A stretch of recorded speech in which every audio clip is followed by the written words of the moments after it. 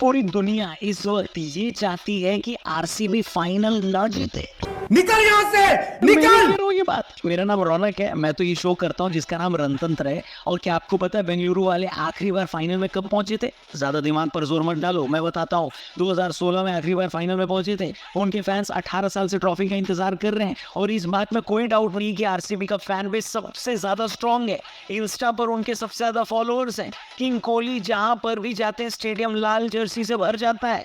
क्या बात है सर, क्या बात है सर। लेकिन देखो, जितने लोग ये चाहते हैं कि आरसीबी इस साल फाइनल जीते, उतने लोग बाहर बैठे जो ये चाहते हैं कि आरसीबी फाइनल बिल्कुल ना जीते। क्या बात कर रहे हैं?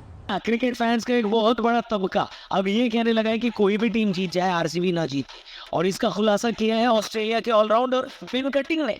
वे जो लॉकडाउन किड्स हैं उनको शायद बिन कटिंग का नाम न पता हो, लेकिन पुराने क्रिकेट देखने वाले फैंस इनको अच्छे से जानते हैं। बिन कटिंग 2016 में हैदराबाद की टीम का हिस्सा थे और फाइनल में आरसीबी के खिलाफ खेल रहे थे। हैदराबाद पहले बैटिंग कर रही थी, थोड़े से मुश्किल में फंसी थी हैदराबाद की टीम। जब बिन कटिंग बैटिंग कर रहे आए, उन्होंने 15 गेंदों में 39 की पारी खेली और बॉलिंग करते हुए 2 विकेट भी लिए। इस वजह से आरसीबी फाइनल में 8 रन से हार गई और Ben cutting player of the match बने। कहने का मतलब ये है कि बेन कटिंग ने अकेले दम पर आरसीबी को फाइनल जीतने से रोक लिया था और उनके करियर की सबसे बड़ी अचीवमेंट यही मानी जाती है।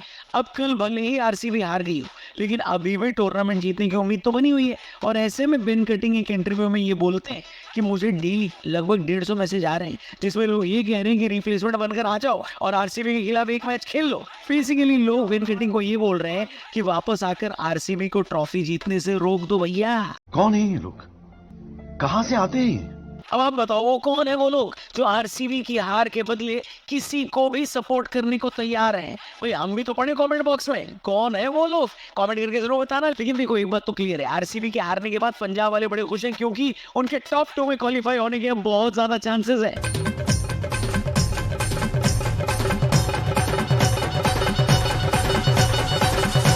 कल बेंगलुरु और हैदराबाद का मैच जो हुआ उसके बारे में बात करते हैं एक बार फिर। 2016 वाले फाइनलिस्ट आमने सामने थे, लेकिन एक टीम प्लेऑफ के लिए क्वालिफाई कर चुकी थी, बोले तो बेंगलुरु, और दूसरी टीम ऑलरेडी बाहर हो चुकी थी, बोले तो हैदराबाद।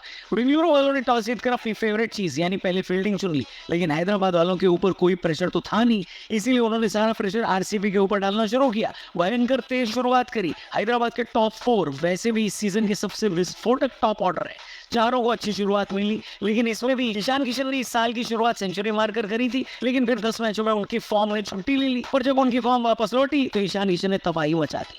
भाई साहब के पास एक गेंद कम पड़ गई, वरना तो एक कमबैक सेंचुरी हो जाती। 48 में 94 की उनकी पारी की वजह से हैदराबाद ने 232 का टारगेट दिया बेंगलुरु को। लेकिन विराट भी तो ये चीज मास्टर है और बेंगलुरु की टीम जबरदस्त फॉर्म में है। लेकिन कल की बात तो छोड़ दीजिए, कमेंटेटर साहब ने ऐसी बात बोल दी कि मेरे पैरों तले जमीन खिसक गई। आरसीबी ने आज तक सिर्फ 2 बार 200 प्लस का टारगेट चेस किया है, उनका हाईएस्ट चेस 204 का है। उस हिसाब से 232 देखकर लग रहा था बेटा तुमसे ना हो पाएगा, हमें तुम्हारे लक्षण बिल्कुल ठीक नहीं लग रहा है, तुमसे ना हो पाएगा। विराट और फिल सॉल्ट ने शुरुआत बढ़िया करी। एक वक्त पर तो लग रहा था कि शायद ये दोनों भाई दोनों तबाही आज सारे रिकॉर्ड तोड़ देंगे, लेकिन जैसे ये दोनों आउट हुए आरसीबी की टीम ध्वस्त हो गई।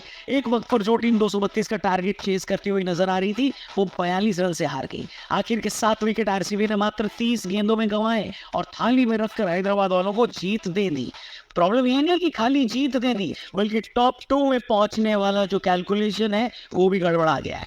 थोड़ा यहाँ पर गणित लगा लेते। पंजाब के पास 2 मैच है, उनके पॉइंट है 17, यानी एक जीते तो 19 हो जाएंगे, 2 जीते तो 21 पर चले जाएंगे। गुजरात के पास है 18, एक मैच जीते तो 20 तक जा सकते हैं, जबकि बेंगलुरु अब मैक्सिमम 19 तक पहुंच सकती है, यानी टॉप 2 में पहुंचना अब उनके अपने दम पर तो भैया पॉसिबल नहीं है। यानी उनको दुआ करनी पड़ेगी कि पंजाब और गुजरात हारे। आपके हिसाब से क्या आरसीबी टॉप 2 में पहुंचेगी? अगर नहीं तो कौन सी टीम आपको टॉप 2 में जाती हुई दिखाई दे रही है? कमेंट करके बताना, चैनल को सब्सक्राइब करके जाना। थैंक यू मेरे यार, चैनल सब्सक्राइब करना। कल मिलते हैं। Thank you for watching, goodbye, जय हिंद।